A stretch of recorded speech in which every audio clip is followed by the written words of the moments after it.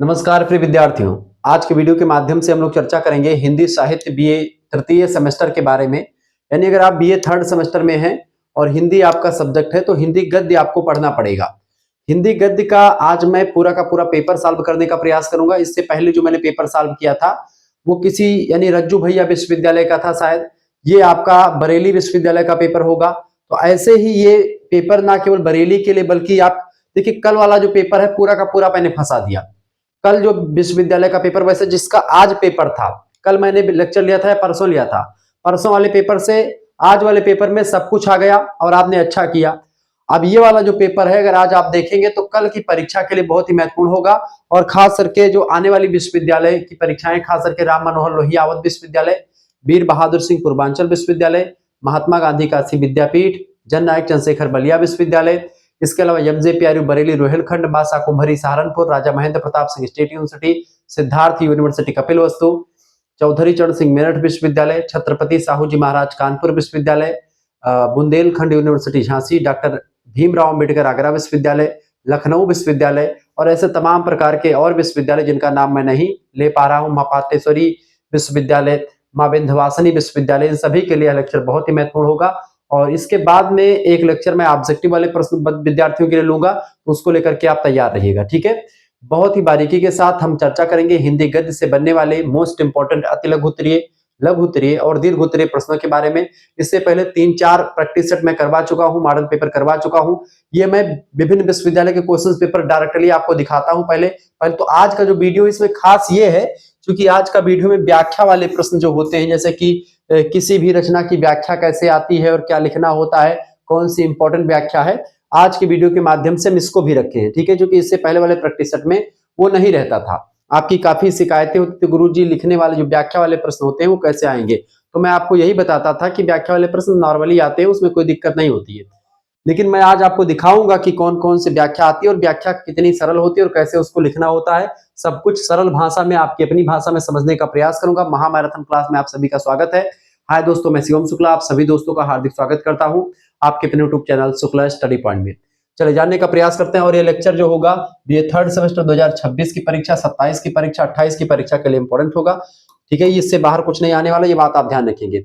आप हमारे अगर 2-3 प्रैक्टिस सेट देख लेते हैं हिंदी की, उससे बाहर कुछ आपकी परीक्षा में नहीं आने वाला है, ये बात ध्यान। पेपर कोड आप यहाँ पर D103 हिंदी गद्य, पेपर कोड से कोई मतलब नहीं है आपका, सभी विश्वविद्यालय के लिए इंपॉर्टेंट है। जिन विश्वविद्यालय का नाम मैंने शुरुआत में ले लिया है उन सभी के लिए बहुत ही महत्वपूर्ण है।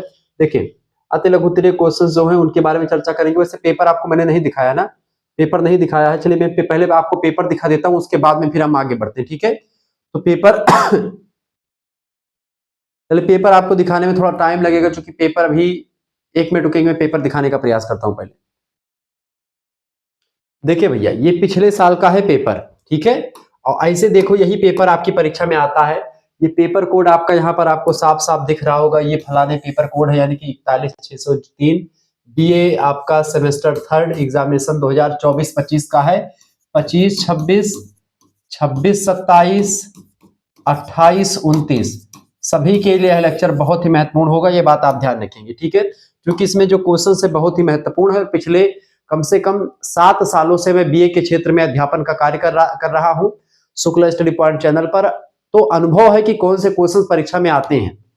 मैंने जो जो बताया है वो सब आते हैं। और किसी भी विश्वविद्यालय का पेपर होगा, आप में बहुत सारे पेपर देखने को मिलेंगे। 2 घंटे का पेपर होता है, 75 नंबर का पूर्णांक होता है। समस्त खंडों को निर्देश अनुसार उत्तर लिखिए। खंड आ में अति लघु उत्तरीय, खंड बा में लघु उत्तरीय, खंड सा से दीर्घ उत्तरीय प्रश्न आते हैं। पेपर देखो भैया, ऐसे प्रश्न पूछा गया था क्या, देखिए सभी 10 प्रश्नों के उत्तर दीजिए। प्रत्येक अति लघु उत्तरीय प्रश्न 2 अंकों का है। अधिकतम शब्द 75 है या 50 शब्द, 75 शब्द कुछ भी आप लिखें, ठीक है। यानी कि 75 शब्द से अधिक नहीं लिखना, मतलब कि 1 पेज आधा पेज में आपको लिख देना है उत्तर। अब प्रश्न मेन चीज है प्रश्नों को दिखाना कि कौन कौन से क्वेश्चंस आते हैं। अब पहले में आपके 10 क्वेश्चन है, पहले क्वेश्चन में वैसे 10 क्वेश्चन कुल मिला करके हैं। जैसे देखो का मानी 1 नंबर क्वेश्चन, का मानी 2 नंबर, ठीक है। कहानी के कितने तत्व हैं, किसी एक तत्व को स्पष्ट कीजिए विस्तार से, ठीक है। तो ये हो गया आपका। दूसरा प्रश्न पूछा गया जा सकता है नाटक और कहानी में क्या डिफरेंस है, स्पष्ट कीजिए। यही सब क्वेश्चंस आपको देखने को मिलेंगे, अलग अलग पेपर में ये सब आते रहते हैं, ठीक है। तो कोई दिक्कत की बात नहीं। तो ये रिपीटेड क्वेश्चंस होते हैं, परीक्षा में हमेशा पूछे जाते हैं। मनोवैज्ञानिक हिंदी उपन्यास का प्रवर्तक किसे माना जाता है, स्पष्ट कीजिए। अगला प्रश्न आपसे पूछा जा सकता है हिंदी आलोचना, अगला क्वेश्चन क्या आ सकता है आपका, हिंदी आलोचना के उद्भव और विकास पर संक्षिप्त टिप्पणी लिखिए। अगला प्रश्न, नाटक के तत्वों की संक्षिप्त विवेचना कीजिए। अगला क्वेश्चन से निबंध किसे कहते हैं, निबंध की परिभाषा दीजिए। अगला क्वेश्चन से संस्मरण किसे कहते हैं, स्पष्ट कीजिए। अगला क्वेश्चन से आत्मकथा और जीवनी में क्या अंतर है बताइए। नेक्स्ट क्वेश्चन से ध्रुव स्वामिनी संवाद योजना पर नोट लिखिए, ध्रुव स्वामिनी के संवाद योजना पर। और 10वां क्वेश्चन आपसे पूछा गया है, हरिशंकर परसाई को किस प्रकार के लेखक के रूप में जाना जाता है। एक व्यंग्यकार है हरिशंकर परसाई और बहुत ही बारीकी के साथ इन 10 प्रश्नों के उत्तर को हम आपको बताएंगे। फिर इसके बाद में खंड बा। अब यहाँ पर जो आपका व्याख्या वाले क्वेश्चन आते हैं, आप बहुत ज्यादा परेशान थे जिसके लिए कि कैसे क्वेश्चन आते हैं, देखिए ऐसे आते हैं, किन्हीं 2 प्रश्नों के उत्तर दीजिए। प्रत्येक लघु उत्तरीय प्रश्न 15 नंबर का है, अधिकतम 200 शब्दों में आपको लिखना है उत्तर। ठीक है, अलग अलग विश्वविद्यालय का पैटर्न अलग अलग होता है तो कोई दिक्कत की बात नहीं, क्वेश्चन जो होते हैं सेम आते हैं, लेकिन जो आपका पैटर्न होता है वो चेंज रहता है अलग अलग विश्वविद्यालयों का। प्रश्न क्या है, निम्नलिखित गद्यांश का सा संदर्भ व्याख्या। सा माने होता है साथ में, संदर्भ माने संदर्भ के साथ में आपको प्रसंग व्याख्या भी लिखना है। जैसे लिखा हुआ है कि मेरे कमरे से बाहर जाने पर गिल्लू, गिल्लू रेखा चित्र है किसका है, किसका रेखा चित्र है भैया, ये रेखा चित्र है महादेवी वर्मा जी का। गिल्लू गिलहरी का एक बच्चा है, उसी के बारे में उसी की संस्मरण में लिखा गया है। ठीक है, ये संस्मरण विधा की रचना रेखा चित्रात्मक संस्मरण है, संस्मरणात्मक रेखा चित्र है। तो प्राय महादेवी वर्मा जी की जितनी भी रचनाएं होती हैं वो संस्मरणात्मक रेखा चित्र होती है। तो गिल्लू भी खिड़की की खुली जाली की राह बाहर चला जाता और दिन भर गिलहरियों के झुंड का नेता बना, हर डाल पर उछलता कूदता रहता और ठीक 4 बजे खिड़की से भीतर आकर अपने झूले में झूलने लगता। इसकी आपको संदर्भ व्याख्या करनी है, यानी संदर्भ प्रसंग व्याख्या लिखनी है। अगला क्वेश्चन आपका था, अभी मैं सभी के उत्तर आपको बताऊंगा। निम्नलिखित गद्यांश का संदर्भ व्याख्या लिखिए। यह क्या प्रश्न था, मनुष्य की जीवन शक्ति बड़ी निर्मम है, यह सभ्यता और संस्कृति के प्रथा मोहों को रौंदती चली आ रही है। यह सभ्यता संस्कृति धर्माचारों विश्वासों उत्सव वृत्त किसी की भी परवाह ना करके मस्तानी चाल से अपने रास्ते पर जा रही है। इस तेज धारा में अशोक कभी बह गया, अशोक का फूल, इसकी रचना अशोक, अशोक आ गया अशोक का फूल। तो पढ़ते वक्त ही आपको पता चल जाएगा कि किस पाठ से है। तो अशोक का फूल एक निबंध है जो कि हजारी प्रसाद द्विवेदी का है, आपके पाठ्यक्रम में रचना संकलित है। अशोक वृक्ष, अशोक का फूल, अशोक के वृक्ष में एक प्रकार से कोई परिवर्तन नहीं आया और वह उसी मस्ती में हंस रहा है। हाँ, उसे हमारा देखने का दृष्टिकोण अवश्य बदलता है। तो ये इसकी व्याख्या करनी है। ठीक है, व्याख्या मैंने सब कुछ आप सबकी व्याख्या कर ली, बड़ी मेहनत के साथ मैंने इस वीडियो को बनाया है। और इस मेहनत, अगर ये मेहनत पसंद आ रही तो प्लीज वीडियो को लाइक करके आप बता दीजिए हाँ गुरुजी आप बहुत अच्छा काम कर रहे हैं। अगला, निम्नलिखित गद्यांश का संदर्भ व्याख्या कीजिए। न्याय के सिवा उसे और कुछ नहीं सूझता, आज उसे यह भी विश्वास हो गया कि पंच की जबान से खुदा बोलता है। जुम्मन की बातें, जुम्मन मियाँ, अलगू चौधरी, ये सब खाला, ये सब किसके हैं, ये सब मुंशी प्रेमचंद की रचना है। मुंशी प्रेमचंद जी की पहली कहानी है, उसका नाम है पंच परमेश्वर कहानी, जो कि आपके पाठ्यक्रम में संकलित है। ठीक है, अलगू चौधरी, जुम्मन मियाँ और खाला, जो जुम्मन मियाँ की मौसी रहती हैं, उन्हीं के इर्द गिर्द पूरी की पूरी कहानी घूमती। मैंने पूरा विस्तार से समझा रखा, तो उसी पाठ से लिया गया है। जुम्मन की बातें सुनकर भाव विभवल हो गया, इस पानी से दोनों का मैल धुल गया, मित्रता की मुरझाई हुई लता फिर से हरी हो गई और यह सिद्ध हो गया कि वास्तव में पंच में परमेश्वर का वास होता है। ये कहानी के बोल हैं और इसको आपको व्याख्या करनी है इस संदर्भ प्रसंग में। और अगला प्रश्न यहीं पर दिया गया था आपका लिखने के लिए, पंच परमेश्वर कहानी का उद्देश्य क्या है इसको बता दीजिए। ठीक है, तो इस तरीके से आपसे क्वेश्चन कुछ पूछे गए थे। खंडसा की अगर बात की तो खंडसा में आपका प्रश्न पूछा गया और कहा गया कि दीर्घ उत्तरीय प्रश्न आते हैं, केवल एक प्रश्न का उत्तर दीजिए। दीर्घ उत्तरीय प्रश्न उत्तर 25 अंकों का है, अधिकतम 800 शब्दों में लिखना है। तो इसमें ज्यादा ये MJPRU बरेली का पैटर्न होता है ऐसे। ठीक है, बाकी राम मनोहर लोहिया वगैरह में 2 क्वेश्चन आपको करने पड़ेंगे, पाटेश्वरी में 2 क्वेश्चन करने पड़ेंगे, वीर बहादुर सिंह पूर्वांचल 2 क्वेश्चन, जनरल शेखर विश्वविद्यालय 2 क्वेश्चन 500 शब्दों में, 4 से 450 शब्दों में आपको लिखने के लिए बोलेगा। ठीक है, लेकिन MJPRU बरेली जो है 800 शब्दों में लिखवाती है, लेकिन एक ही प्रश्न करवाती है। लेकिन राम मनोहर लोहिया 2 क्वेश्चन करवाती है और 400 शब्दों में, 450 शब्दों में लिखना होता है।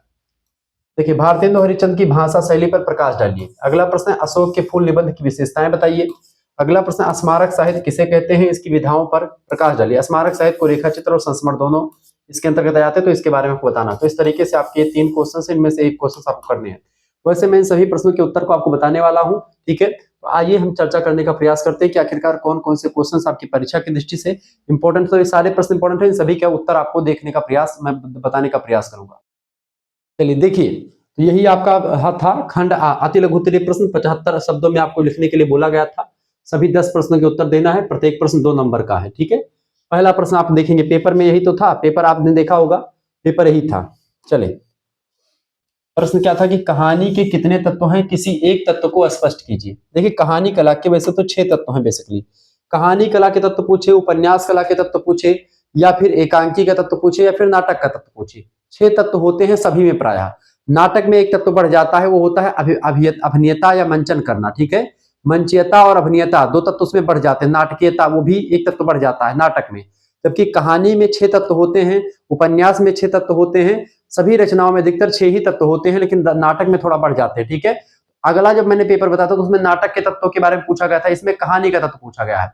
तो कहानी का तत्व पूछा जाए, उपन्यास का तत्व पूछा जाए, नाटक का पूछा जाए, या फिर एकांकी का पूछा जाए, बात एक ही है। कहानी छोटी होती है, उपन्यास उसका बड़ा भाई होता है, नाटक बड़ा होता है और एकांकी छोटा होता है। नाटक में कई अंक होते हैं, एकांकी में एक ही अंक होता है। इस प्रकार से आप चीजों को समझने का प्रयास करें, एक भी क्वेश्चन आपका छूटेगा नहीं अगर आप हमसे पढ़ते रहेंगे ऐसे। तो देखिए कहानी के 6 तत्व होते हैं प्रमुख रूप से।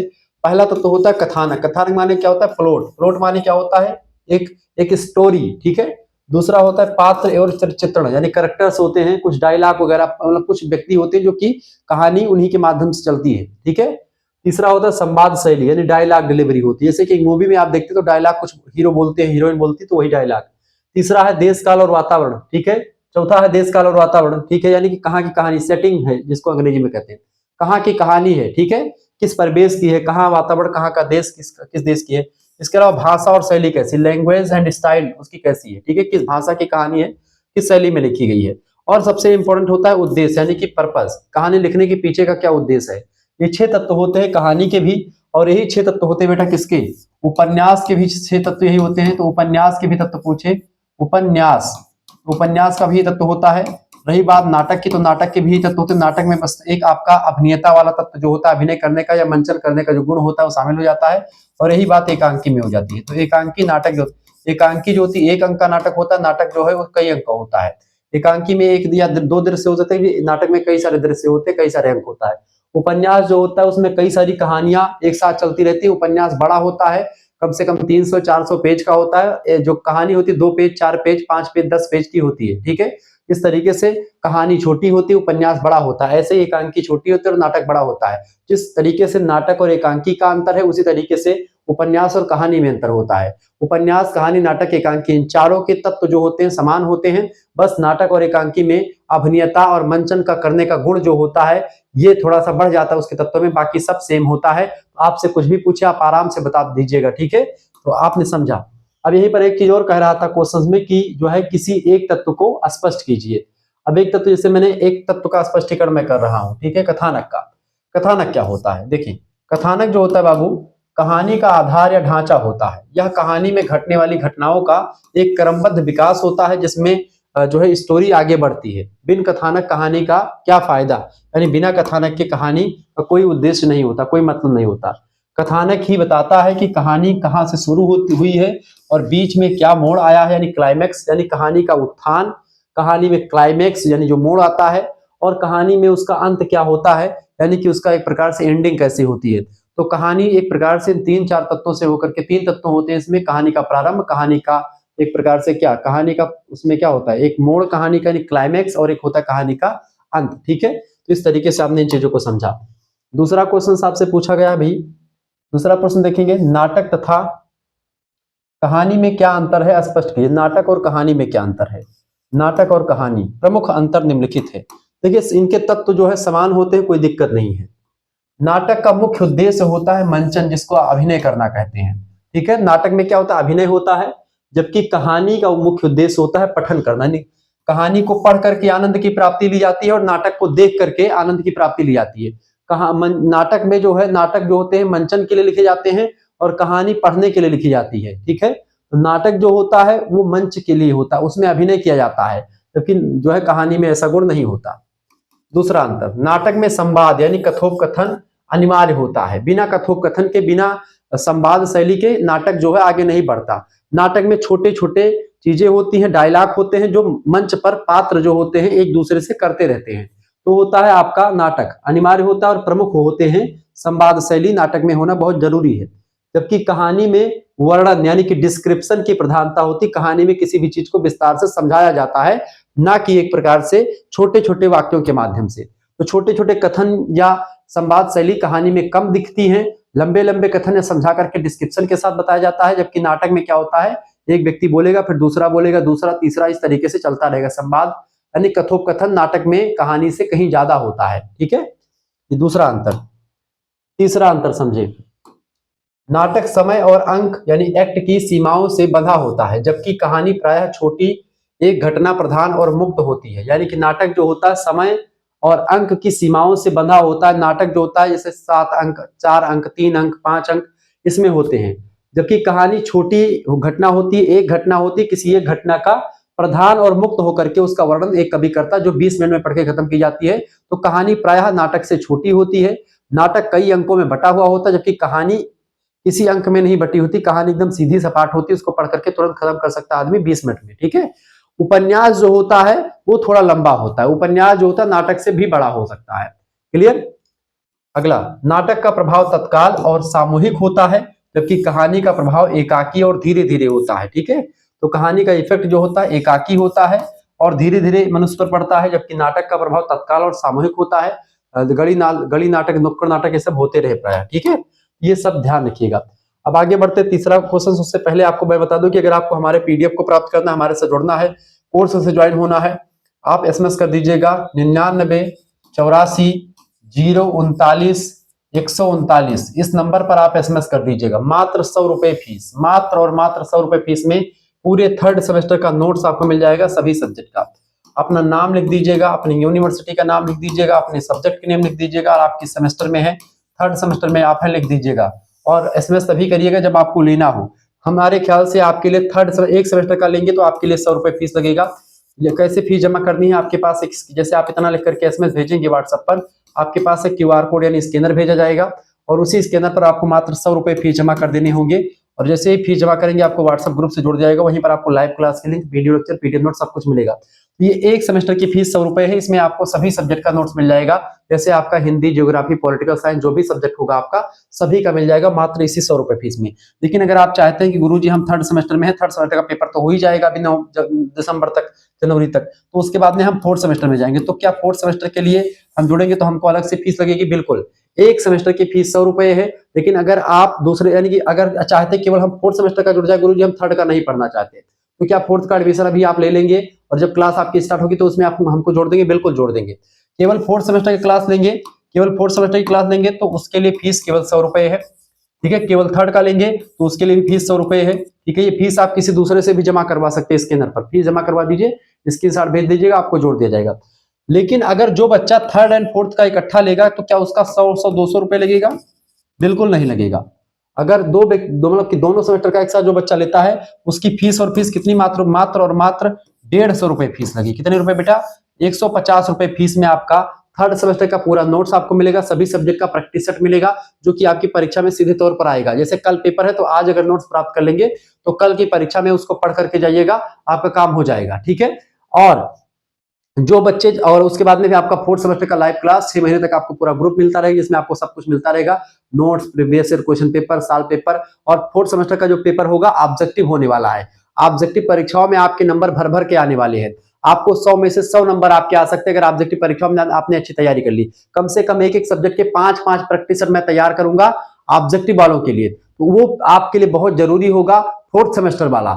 आप इसलिए जुड़ जाएं क्योंकि आप ये सोचिए कि आप एक सब्जेक्ट की सीरीज खरीदेंगे, 60 रुपए की पड़ेगी, और उससे आए कि ना आए भगवान जाने। लेकिन मैं जो पढ़ाऊंगा पिछले साल के कई क्वेश्चन पेपर सॉल्व करवाऊंगा, विभिन्न विश्वविद्यालय के प्रैक्टिस सेट आपके लिए रहेगी, तो उससे क्या होगा कि सारे ना क्वेश्चंस आते रहेंगे आपकी परीक्षा में, और रिवीजन आपका होता रहेगा लगातार। 500-500 क्वेश्चन की श्रृंखलाएं आएंगी ऑब्जेक्टिव की, आप उनको देख लीजिएगा। एक सब्जेक्ट की सीरीज 60 रुपए की है तो आप 4-5 सब्जेक्ट की सीरीज खरीदेंगे, कम से कम आपका चल लग जाएगा 300 रुपए एक सेमेस्टर में, और 300 दूसरे सेमेस्टर में। 3rd और 4th का दोनों मिलाकर के 600 रुपए आपके खर्च हो जाएंगे। काहे के लिए 600 रुपए आप खर्च करेंगे जब 150 रुपए में आपकी पूरी व्यवस्था और एक क्लास भी मिलेगी, और रिवीजन क्लास के लिए प्रैक्टिस सेट सब कुछ आपको मिलेगा। ऑब्जेक्टिव टाइप का प्रैक्टिस सेट, तमाम सारा प्रैक्टिस सेट 1, 2, 3, 4, 5 ऐसे 5-5 प्रैक्टिस सेट आपको मिल जाएगा ऑब्जेक्टिव वाला, क्योंकि अगले साल जो है सभी विश्वविद्यालयों का पेपर ऑब्जेक्टिव ही होगा। ठीक है, अधिकतर विश्वविद्यालय, आपकी राम मनोहर लोहिया का, मां पाटेश्वरी का, सिद्धार्थ का, डीडीयू का तो होता ही ऑब्जेक्टिव, एमजे प्यारी बरेली का, सबका ऑब्जेक्टिव होने वाला है। इसके यहाँ तक कि कानपुर विश्वविद्यालय का ऑब्जेक्टिव होगा, महात्मा गांधी काशी विद्यापीठ का ऑब्जेक्टिव होगा, मासा कुंभरी का ऑब्जेक्टिव होगा, राजा महेंद्र प्रताप सिंह स्टेट यूनिवर्सिटी का ऑब्जेक्टिव होगा, राजा और इसके अलावा डॉक्टर भीमराव अम्बेडकर का ऑब्जेक्टिव होगा, सभी विश्वविद्यालय का ऑब्जेक्टिव होगा। ठीक है, बुंदेलखंड यूनिवर्सिटी झांसी का ऑब्जेक्टिव होगा। यानी सेकंड सेमेस्टर की परीक्षा सभी विश्वविद्यालयों की ऑब्जेक्टिव ही होती है। अब की बार राम मनोहर लोहिया की, वीर बहादुर सिंह पूर्वांचल की नहीं हो रही थी, अब की बार से वो भी लागू कर देंगे, क्योंकि उनका जो है नोटिस आ चुका है, तो वो भी लागू कर देंगे, ऑब्जेक्टिव भी पेपर आएगा। तो ऑब्जेक्टिव परीक्षाओं की तैयारी के लिए शुक्ला एचडी पॉइंट से अच्छा कोई चैनल नहीं है, और लिखित परीक्षाओं से भी अच्छा नहीं है। अच्छा, लिखित परीक्षाओं में होता क्या है कि आपको नंबर कम जरूर मिलते हैं, क्योंकि एग्जामिनर कॉपी चेक करता, तो ऐसे में नंबर आपके कम हो सकते हैं। लेकिन जब आप ऑब्जेक्टिव परीक्षाओं के आप हमसे नोट्स प्राप्त करते हैं, तो जो क्वेश्चन मैं बनाता हूँ वही पेपर में आता है, उस पर टिक करना रहता है। उसमें कोई एग्जामिनर आपकी कॉपी नहीं चेक करता, बल्कि उसमें आपका कॉपी कौन चेक करता है? उसमें आपका कॉपी चेक करता है बेटा कौन? उसमें आपकी कॉपी चेक करता है एक मशीन चेक करती है, तो उसमें कंप्यूटर के द्वारा कॉपी चेक होती है, तो ऐसे में नंबर आपके बहुत ज्यादा मिल जाते हैं। आप जुड़ जाइए, मात्र 150 रुपए, कोई बहुत बड़ी बात नहीं है। आप कहीं बाहर निकलते टहलने घूमने के लिए 150 रुपए 100 रुपए कब खत्म हो जाएंगे कुछ पता नहीं चलेगा। आप जुड़ जाएंगे तो आपका बड़ा फायदा होगा और बहुत आगे तक आप जाएंगे। टीजीटी, पीजीटी, नेट, जेआरएफ तक की तैयारी आपकी हिंदी से करने वाले हैं, तो आप जब मैं बताता हूं तो सारी चीजें आपकी क्लियर हो जाती है। क्योंकि हिंदी से मैंने बनारस हिंदू विश्वविद्यालय से काशी हिंदू विश्वविद्यालय के नाम से जो मशहूर है, वहां पर मेरा एडमिशन था, और एमए की डिग्री मैंने वहीं से प्राप्त करी है, काशी हिंदू विश्वविद्यालय से। ये बात आप ध्यान रखेंगे, ठीक है। आपको विश्वास नहीं तो मैं 1 मिनट के लिए आपको दिखा रहा हूं अपनी डिग्री। काशी हिंदू विश्वविद्यालय की डिग्री मेरे पास मौजूद है, ठीक है। ये डिग्री है मेरी काशी हिंदू विश्वविद्यालय, देखिए ये डिग्री काशी हिंदू विश्वविद्यालय की, ठीक है। यहाँ पर आप देखें, ठीक है। तो काशी हिंदू विश्वविद्यालय से पढ़ना एक बहुत बड़ी बात होती है। आचार्य रामचंद्र शुक्ल से लेकर के हजारी प्रसाद द्विवेदी, बाबू श्याम सुंदर दास से लेकर के नाना प्रकार के जो विद्वान हुए हैं हिंदी साहित्य के, रोधा हुए हैं, सभी लोगों ने वहीं से पढ़ाई करी है। ये बात आप ध्यान रखेंगे। तो आपको बहुत ही गुणवत्तापूर्ण जानकारी हिंदी साहित्य, ज्योग्राफी, पॉलिटिकल साइंस, जितना भी सब्जेक्ट आपका होता है सभी की बड़ी जबरदस्त जानकारी शुक्ला एचडी पॉइंट के माध्यम से दी जाती है। और हर वर्ष आपके लिए कुछ नया, कुछ अच्छा किया जाता है। अब की बार आप देख रहे हैं कि पूरा का पूरा पेपर में सॉल्व हो रहा है। चलिए आगे बढ़ते हैं बिना समय गंवाए हुए। चलो भैया, तो सभी लोग जुड़ जाइए, देर ना करें। अगला क्वेश्चन आपकी स्क्रीन पर आ चुका है। तीसरा प्रश्न है, मनोवैज्ञानिक हिंदी उपन्यास का प्रवर्तक किसे माना जाता है? स्पष्ट कीजिए। देखिए, मनोविज्ञान की जब भी बात होती है हिंदी में, तो जो है अज्ञे जी का नाम आता है, सच्चिदानंद हीरानंद वात्स्ययन। मनोवैज्ञानिक हिंदी उपन्यास का प्रवर्तक जैनेन्द्र कुमार और अज्ञे को मानते हैं। वैसे जैनेन्द्र कुमार ज्यादा इंपॉर्टेंट है, और सच्चिदानंद हीरानंद वात्स्ययन दोनों ने बहुत काम किया है। आधुनिक मतलब कि प्रयोगवाद में आप देखते हैं, प्रयोगवाद के प्रवर्तक हैं अज्ञे जी। तार सप्तकों का प्रकाशन करवाया, काव्य भी लिखते थे, और तमाम उपन्यास कहानियां भी लिखते थे, ठीक है, अज्ञे वगैरह। तो अज्ञे और जैनेन्द्र कुमार, इन सभी पर किसका प्रभाव था? मनोविश्लेषणवाद का। मनोविश्लेषणवाद पश्चिम का एक विचार है जिसको दिया है सिगमंड फ्रायड ने, जिसमें id, ego and super ego की बात होती है, ठीक है। तो यह है कि कहानी में मनोवैज्ञानिक शैली में कहानियां लिखी जाने लगी, उपन्यास लिखे जाने लगे, तो मनोवैज्ञानिक शैली में। जैसे रोज कहानी आप पढ़ेंगे अज्ञे की, आपके पाठ्यक्रम में है, जिसमें मालती रहती है, माहेश्वर रहता है, और उसका छोटा बच्चा टीटी रहता है। और माहेश्वर चले जाते हैं डॉक्टर, चूंकि दवाई पहाड़ी पर उनका जो है उनका लैब खुला हुआ है, उनका डॉक्टर का हॉस्पिटल है, वहां पर चले जाते हैं अपने हॉस्पिटल में। और यहाँ पर जो मालती है घर में एकदम से परेशान हो जाती है मनोवैज्ञानिक शैली में। जब वो बर्तन मांजने बैठती, पानी चला जाता है, तमाम सारी चीजें होती, बड़ी कठिन समस्या है। एक स्त्री की घुटन और उबन की समस्या पूरी कहानी में दिखाई गई है। एक मनोवैज्ञानिक शैली में है कि एक स्त्री घर में अकेले रहती है, उसके ऊपर क्या बीतती है जब उसका पति बाहर चला जाता है, कोई घर में रहता नहीं बातचीत करने के लिए, ना फोन चल रहा है, कि ना सीरियल की टीवी लगी है कि हाँ राशि बहू और गोपी बहू का जो है उसमें से राजनीति देख लिया, सीरियल में चल रहा है कोई चीज, ठीक है, और तमाम सारे सीरियल चल रहे हैं, तो उसको भी नहीं व्यवस्था होती थी, ना मोबाइल फोन था, सोशल मीडिया भी नहीं था। तो एक स्त्री की जो एक प्रकार से मनोदशा है, उसका वर्णन अज्ञे साहब ने किया है। स्पष्टीकरण समझे। देखिए, जैनेन्द्र कुमार ने उपन्यास की कथा वस्तु को बाहरी सामाजिक जीवन से हटा करके मनुष्य के अंतर्मन और सूक्ष्म मनोभाव पर केंद्रित किया है। यही काम अज्ञे ने भी किया है। उन्होंने पात्रों के मनोविश्लेषण और उनकी कुंठाओं का आंतरिक संघर्षों को दर्शाया है। उनके उपन्यास जैसे त्यागपत्र, सुनीता इस धारा के महत्वपूर्ण उदाहरण हैं, जहां घटनाओं से अधिक महत्व पात्रों की सोच को दिया जाता है। घटना उतनी इंपॉर्टेंट नहीं है, इसमें पात्रों की सोच को उतना इंपॉर्टेंट दिया जाता है। तो यहाँ पर घटना प्रधान कहानी न लिख करके बल्कि पात्र प्रधान कहानी और पात्र के मनोभावों को प्रधानता दी गई है इस कहानियों में और उपन्यासों में। इसको लिखा है जैनेन्द्र कुमार साहब। जैसे त्यागपत्र आप पढ़ेंगे, सुनीता उपन्यास पढ़ेंगे, ठीक है, ऐसे ही आप अज्ञे की रोज कहानी पढ़ेंगे, ठीक है, इस सभी में आपको आगे देखते। चौथा प्रश्न आपसे पूछा गया था, हिंदी आलोचना के उद्भव और विकास पर संक्षिप्त टिप्पणी लिखिए। देखिए हिंदी आलोचना का उद्भव भारतेंदु युग में हुआ, जब पत्रिकाओं यानी कि बाल बोधिनी पत्रिका, आनंद कादम्बिनी पत्रिका, ये सब भारतेंदु युग की बड़ी जबरदस्त पत्रिकाएं हैं। इनमें पुस्तकों का परिचयात्मक समीक्षा शुरू हो चुकी थी। विकास के क्षण की अगर बात की जाए तो भारतेंदु युग में हिंदी आलोचना का विकास शुरू हो चुका था। पहले पत्र पत्रिकाओं के माध्यम से हुआ, फिर पुस्तकों के माध्यम से हुआ भारतेंदु में। फिर विकास क्या हुआ, द्विवेदी युग आता है। द्विवेदी युग का समय काल 1900 ईस्वी से लेकर 1918 ईस्वी तक का समय काल द्विवेदी युग है। 1903 ईस्वी में महावीर प्रसाद द्विवेदी ने सरस्वती पत्रिका का संपादन संभाला। वहीं से तमाम सारी चीजें प्रकाशित होने लगी। हिंदी की खड़ी बोली का विकास एकदम से चरम पर था और जो भी रचनाएं होती थी उसमें भाषा का परिमार्जन, भाषा का परिनिष्ठित रूप सामने आता था। सही वर्तनी, सही शुद्ध साहित्यिक व्याकरण शैली का प्रयोग आपको मिलता है। द्विवेदी युग महावीर प्रसाद द्विवेदी ने रचनाओं की भाषा शुद्धि और उपदेशात्मकता पर बल दिया। रचना कैसी होनी चाहिए, एक कवि का क्या कर्तव्य होना चाहिए, कविता क्या है, उसमें क्या क्या तत्व होने चाहिए, एक रचना कैसे लिखी जानी है, सब पर निबंध वगैरह लिखे जाने लगे। आचार्य रामचंद्र शुक्ल, महावीर प्रसाद द्विवेदी, ऐसे तमाम लेखकों ने बहुत काम किया इन सभी चीजों पर और आगे बढ़ता। फिर अगला आपका आता है शुक्ल युग। शुक्ल युग में आलोचना का विकास कैसे हुआ। शुक्ल युग स्वर्णकाल कहा जाता है आलोचना का। आचार्य रामचंद्र शुक्ल ने इसे सैद्धांतिक आधार प्रदान किया। उन्होंने रस सिद्धांत और लोक मंगल के आधार पर कवियों की समीक्षा की और रस को काव्य की आत्मा स्वीकार करते हुए काव्य लोक मंगल का काव्य होना चाहिए, नहीं कि काव्य को पढ़ने से लोगों का भला हो, लोगों को एक प्रकार से प्रॉफिट हो, और रस सिद्धांत रस को यानी कि तदात्म हो। यानी जब व्यक्ति एकदम दुखी व्यक्ति जब किसी काव्य को पढ़े यानी किसी कॉमेडी वाले काव्य को पढ़े तो हंसने पर मजबूर हो जाए, इसी को कहते हैं रस सिद्धांत। यानी रस अगर काव्य में नहीं है, रसा किसी जब कोई पाठक कोई जो है पढ़ने वाला व्यक्ति किसी रचना को पढ़े, किसी नाटक को देखे तो उसमें वो भाव विभोर हो जाए उसको पढ़ने के बाद में, वही चीज होता है इसमें, ठीक है। तो उसके आधार पर कवियों की समीक्षा की आचार्य शुक्ला जी ने। शुक्लोत्तर युग आता, शुक्लोत्तर माने कि शुक्ल जी के बाद वाला युग। हिंदी उपन्यास में उन्हें आलोचना में हजारी प्रसाद द्विवेदी ने ऐतिहासिक सांस्कृतिक आलोचना की और डॉक्टर नगेंद्र ने रसवादी आलोचना को विकसित किया, आगे बढ़ाया, रामचंद्र शुक्ल जी से आगे बढ़ाया। इस तरीके से शुक्ल जी के बाद में भी हजारी प्रसाद द्विवेदी और डॉक्टर नगेंद्र साहब ने तमाम प्रकार का काम किया और आलोचना का विकास करते गए, ठीक है। आगे देखेंगे अगला क्वेश्चन है नाटक के तत्वों की संक्षिप्त विवेचना कीजिए। नाटक के तत्व, देखिए नाटक के प्रमुख तत्व निम्नलिखित हैं। पहला है नाटक में कई तत्व, जैसे कथा वस्तु। नाटक की मूल कहानी जो होती है उसको कथा वस्तु कहते हैं। मैंने आपको बताया था नाटक का तत्व पूछे, अगले वीडियो में मैंने आपको बताया था नाटक का तत्व। नाटक का तत्व, कहानी का तत्व, उपन्यास का एकांकी का सारे तत्व एक ही होते हैं और नाटक में अभिनेता वही अलग हो जाती है। और दूसरा आपका पात्र और चरित्र चित्रण, ये भी मैंने कहानी बताया था। नाटक में भाग लेने वाले किरदार और उनका स्वभाव जो होता है, ठीक है। इसके अलावा संवाद शैली, कथोपकथन, पात्रों की आपसी बातचीत जो कथा को आगे बढ़ाती है वही संवाद शैली है, ये भी एक तत्व होता है नाटक का। देश काल और वातावरण, यानी कि नाटक का समय और परिवेश, यानी जो विश्वसनीय होना चाहिए, कहाँ का है नाटक, किस घटना पर आधारित है, पूरी जानकारी। और इसके अलावा अगला है छठा उद्देश्य।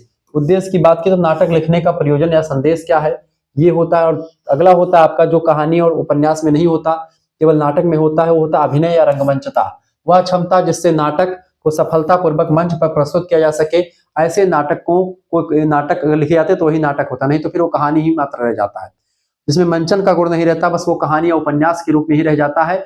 नाटक तभी वो माना जाता है जब उसमें अभिनय या रंगमंचता का गुण होता है। कहानी कला के तत्व भी ये 6 हैं ऊपर वाले, और उपन्यास कला के तत्वों में भी वही 6 आते हैं। लेकिन अभिनेता या रंगमंचता जो होती है नाटक और एकांकी में, ये थोड़ा सा एक तत्व ज्यादा बढ़ जाता है, ठीक है, ध्यान रखेंगे। अगला क्वेश्चन से निबंध किसे कहते हैं, निबंध की परिभाषा लिखिए। निबंध क्या है बेटा, देखने का प्रयास करेंगे। एक बार सभी लोग प्लीज वीडियो को लाइक कर दीजिएगा। मजा आ रहा है ना वीडियो में तो प्लीज लाइक करो, कमेंट में बातचीत बिल्कुल भी ना करें। इतनी मेहनत के साथ मैं आया हुआ हूं, ठीक है, और इतनी जबरदस्त तरीके से मैं पढ़ा रहा हूं, आपके समझ में आ रहा होगा सब कुछ। चलो भैया, निबंध का हुआ समझोगा का, निबंध किसे कहते हैं, निबंध की परिभाषा लिखो। निबंध, नी माने होता है एकदम से मुक्त होकर, बंध माने बंधन से मुक्त होकर के लिखना। निबंध भली भांति बंधी हुई रचना होती है, लेकिन किसी एक ही मुद्दे पर बंधी हुई रचना, बाकी व्यक्ति लिखता है उन्मुक्त भाव से। परिभाषा, डॉक्टर श्याम सुंदर दास कहते हैं कि निबंध उस गद्य रचना को कहते हैं जिसमें किसी सीमित विषय पर स्वच्छंद विचार और व्यक्तिगत अनुभूति के साथ तारतम्यता पूर्वक मौलिक विचारों की अभिव्यक्ति की जाए। कोई भी मुद्दा हो, जैसे अशोक के फूल, कुटस, हजारी प्रसाद द्विवेदी तो वृक्षों को तक नहीं छोड़ते, उस पर निबंध लिख डालते हैं, ठीक है, फूलों को लिख डालते हैं, अशोक के फूल, निबंध क्या होता है? उस गद्य रचना को कहते हैं जिसमें क्या होता है, किसी सीमित विषय पर, कोई विषय है उसी विषय में बंध करके रचनाएं लिखनी होती हैं, लेकिन उस विषय पर आपके मन में जितने विचार हैं वो उन्मुक्त होकर के लिखें, स्वच्छंद होकर के अपने विचारों को उस मुद्दे पर लिखें। यानी स्वच्छंद विचार और व्यक्तिगत अनुभूति जो आपकी है उस पर्टिकुलर विषय पर, उस पर्सनल विषय पर, जिस पर्सनल विषय को आपने चूज, जैसे अशोक के फूल पर हजारी प्रसाद द्विवेदी ने स्वच्छंद भाव से चीजों को लिखा, कोई डर ताप ना रहे किसी का, बंधन मुक्त होकर के उस विचार उस मुद्दे पर अपना विचार प्रस्तुत करें, लेकिन उसी के दायरे में फिट होकर के लिखें, उसी के दायरे में बंद करके रचना हो, उसी किसी पर्टिकुलर टॉपिक को, अशोक के फूल पर ही। अनुभूति के साथ तारतम्यता पूर्वक मौलिक विचारों की अभिव्यक्ति होती है। मौलिक विचार मतलब आपके खुद के विचार हो, किसी दूसरे के विचार को इसमें ना थोपें। निबंध वही होता है। यह गद्य की वह विधा है जिसमें लेखक एक विषय पर आत्मीयता और सुसंबद्धता के साथ अपने विचारों को व्यक्त करता है। संस्मरण किसे कहते हैं, स्पष्ट कीजिए। संस्मरण की बात की तो इसको अंग्रेजी में मेमोरेंडम या मेमोरी कहते हैं। हिंदी गद्य की वह विधा है जिसमें लेखक अपने जीवन की किसी महत्वपूर्ण घटना या किसी विशेष व्यक्ति की स्मृतियों यानी यादों को कलात्मक ढंग से प्रस्तुत करता है, जो उसको याद में रह जाती, जो उसके कॉन्शियस माइंड में छुपी रहती हैं, जो उसके अंतर मन में बातें उसको टटोलती रहती हैं, ठीक है, उसको व्यक्ति लिखता है। जैसे कि गिल्लू मर जाता है लेकिन गिल्लू की यादें महादेवी वर्मा को बार बार झकझोरती हैं, इसीलिए गिल्लू के बारे में महादेवी वर्मा जी की लेखनी लिख डालती है। तो वो एक संस्मरण है, यानी अपने जीवन से संबंधित किसी घटना जो कि आपको बार बार याद आती है, जो आपके दिमाग में बैठी रहती है, उसके बारे में लिखना ही संस्मरण होता है। ठीक है, किसी एक घटना का स्पष्टीकरण, यह सत्य घटनाओं पर आधारित होता है। कौन? संस्मरण। ठीक है, इसमें लेखक का व्यक्तित्व, अनुभव और आत्मीयता का स्पर्श दिखाई पड़ता है। इसका उद्देश्य अतीत के किसी व्यक्ति या किसी घटना को जीवंत रूप में पाठकों के सामने लाना होता है कि हमारे जीवन में ऐसी घटना घटी हुई होगी, वह व्यक्ति उस व्यक्ति लेखक संबंधित हो सकता है, और वह कोई भी चीज जो है जो उसने लिखा है वो भी चीज उससे संबंधित हो सकती है लेखक से। ठीक है, आत्मकथा और जीवनी में क्या अंतर है बताने का प्रयास करें। देखिए, आत्मकथा और जीवनी में अंतर निम्नलिखित है।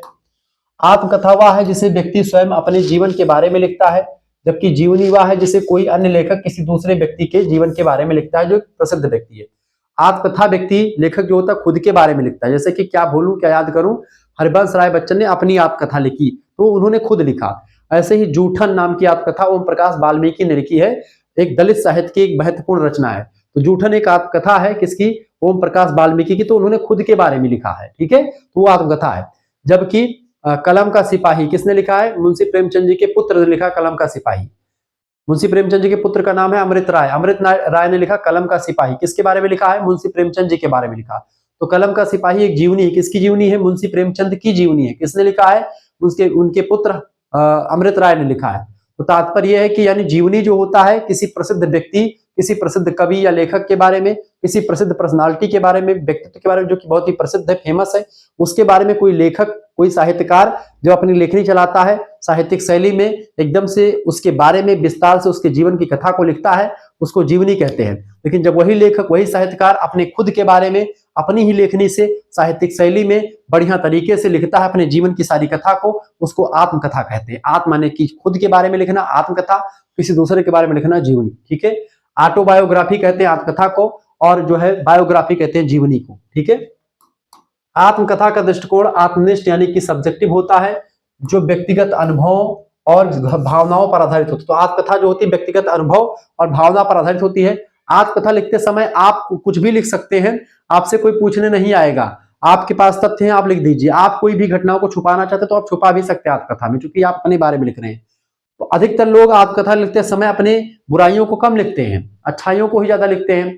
लेकिन एक जीवनी लेखक जो होता है उसको बहुत संभल के चलना होता है, क्योंकि वो दूसरे के बारे में लिख रहा है, तो उसको सही और एकदम से उचित वर्णन करना चाहिए किसी भी चीज का। जो भी रचनाकार के बारे में लिख रहा है या किसी प्रसिद्ध व्यक्ति के बारे में लिख रहा है, तो उस प्रसिद्ध व्यक्ति के बारे में अच्छे से अध्ययन कर ले, पत्र पत्रिकाओं का अध्ययन कर ले, उससे इंटरव्यू वगैरह तमाम सुन ले, देख सुन करके तब लिखिए। जीवनी लिखते समय आपको बहुत ज्यादा ध्यानपूर्वक लिखने की जरूरत होती है, जबकि आत्मकथा लेखन में लेखक खुद के बारे में लिखता तो थोड़ा सा निश्चिंत होकर के भी लिख सकता, कोई उसमें दबाव नहीं होता है। जबकि जीवनी का दृष्टिकोण वस्तुनिष्ठ यानी ऑब्जेक्टिव होता है, और यह तथ्यों पर आधारित होती है। जीवनी अधिक सटीक होती है, ठीक है, क्योंकि जीवनी जो होती है वो एकदम से तथ्यों पर आधारित होती है, ऑब्जेक्टिव होती है, इसमें गलत कम होता है। आत्मकथा में थोड़ी बहुत गलतियां हो सकती हैं। आत्मकथा क्योंकि खुद के बारे में व्यक्ति लिखता है तो खुद अपनी गलती को छुपा लेगा या कुछ बढ़ा चढ़ा करके बता सकता है, अतिशयोक्तिपूर्ण वर्णन कर सकता है अपने बारे में, अपने आप को हीरो साबित कर सकता है। लेकिन जीवनी में व्यक्ति को हीरो नहीं साबित किया जाता। जीवनी में जैसा व्यक्ति वो है, उसकी अच्छाई बुराई दोनों दोनों पक्षों को साथ में लिखा जाता है। ठीक है, तो इसीलिए आत्मकथा सब्जेक्टिव होती है और जो जीवनी होती है ऑब्जेक्टिव होती है। आत्मकथा में लेखक को केवल अपने जीवन के ज्ञात पहलुओं का वर्णन करना होता है, यानी कि जो अपने जीवन के बारे में वो जानता है। जबकि जीवनी में लेखक को शोध और साक्ष्यों के आधार पर समग्र जीवन का चित्रण करना होता है। जो भी रिसर्च हुआ उस व्यक्ति के बारे में, जो भी साक्ष्य मिले हैं उसके बारे में, उसके आधार पर वो फलाने व्यक्ति या किसी दूसरे व्यक्ति के बारे में लिखता है। तो जीवनी और आत्मकथा में ये सारे अंतर हैं। अगला क्वेश्चन से ध्रुव स्वामिनी की संवाद योजना पर एक नोट लिखिए। ध्रुव स्वामिनी एक नाटक है, एक ऐतिहासिक नाटक है जिसको लिखा है जयशंकर प्रसाद साहब ने। ठीक है, जयशंकर प्रसाद के नाटक ध्रुव स्वामिनी की संवाद योजना अत्यंत मार्मिक और प्रभाव उत्पादक है। संक्षिप्तता है सबसे पहली बात है, और प्रसंग के अनुकूल जो है पात्रों ने बोला है। संवाद छोटे छोटे प्रयोग किए गए हैं, तीखे और नाटक की तत्कालिक परिस्थिति के अनुकूल है। जैसा नाटक में जो पात्र आता है तो पात्र अनुकूल भावों का, पात्र अनुकूल भाषा और पात्र के अनुकूल ही संवाद का प्रयोग किया गया है, जिसमें नाटक गतिशील बना रहता है और पात्र जो है छोटे छोटे और तीखे तीखे जो है छोटे छोटे संवादों के माध्यम से नाटक को आगे बढ़ाते हैं। चरित्र चित्रण की बात करें तो संवादों के माध्यम से पात्रों की मनोदशा, जैसे कि ध्रुव स्वामिनी का विद्रोह और संत्रास, चंद्रगुप्त का पौरुष, ये सब आपको इसी कथन निष्कर्ष में ही देखने को मिल जाता है कि चंद्रगुप्त, देखिए चंद्रगुप्त और ध्रुव स्वामिनी आपस में प्रेम करते हैं। रामगुप्त की पत्नी होती ध्रुव स्वामिनी, लेकिन ध्रुव स्वामिनी को शकराज को सौंपने के लिए मान जाता है, क्योंकि शकराज यानी जो शक है वो बाहर से आक्रमण करता है। ठीक है, शक हूण कुषाण सब आए नहीं तो भारत पर आक्रमण करने के लिए। तो गुप्त काल के राजा हैं रामगुप्त। रामगुप्त बड़ा कायर और एक विलासी राजा है। अपनी पत्नी, इसकी शादी हो जाती है रामगुप्त से। रामगुप्त कायर है, रामगुप्त को पसंद नहीं करती ध्रुव स्वामिनी। ध्रुव स्वामिनी जो है चूंकि ये कायर है, चूंकि वो एक प्रकार से एक अच्छा राजा नहीं है रामगुप्त, ठीक है, तो पसंद नहीं करती इसको। और पसंद किसको करती है? क्योंकि चंद्रगुप्त मौर्य को पसंद करती बाद में, क्योंकि क्यों चंद्रगुप्त जो है इसकी मदद करता है। जब ये रामगुप्त जो है अपने राज्य को बचाने के लिए अपनी ध्रुव स्वामिनी अपनी पत्नी को उसको सौंप देता है, उसकी शिविर में जाने के लिए मान जाता है कि भाई हम तुम्हारा, राजा शकराज बोलता है कि अपनी पत्नी को मेरे पास भेज दो, हम तुम पर आक्रमण नहीं करेंगे। तो ये क्या करता है, रामगुप्त जो होता है अपनी पत्नी ध्रुव स्वामिनी को भेजने का प्रयास करता है।